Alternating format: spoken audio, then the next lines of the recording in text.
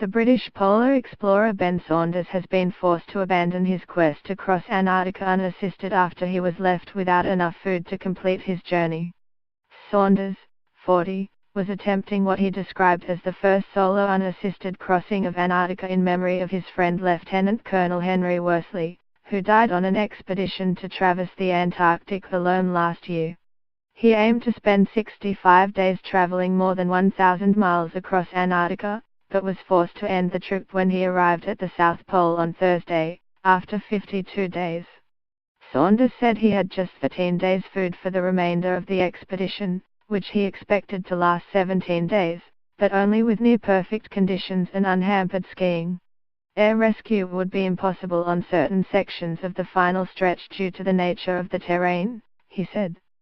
Saunders took consolation from the fact that he is only the third person in history, and the first Briton, to have skied by himself to both the North and South Poles. I made a promise to Henry to get home in one piece, he said. As much as I am determined to finish this trip for him, I need to make my decision based on safety and not let my own determination cloud my judgment.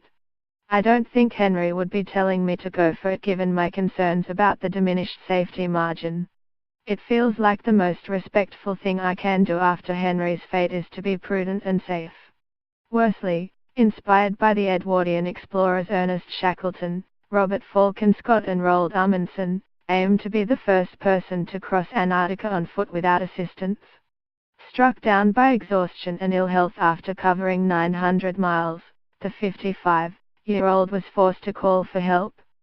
He was airlifted to hospital in Chile, but doctors were unable to save him. Saunders used his trip to sponsor the Endeavour Fund, part of the Royal Foundation of the Duke and Duchess of Cambridge and Prince Harry, which supports injured military veterans. It was his 12th expedition to the polar regions and he has covered more than 7,000 kilometers, 4,350 miles, since 2001. The announcement comes days after Scott Sears, the brother-in-law of tennis star Andy Murray, completed his solo expedition to the South Pole. At 27, Sears is believed to be the youngest person to complete the trek.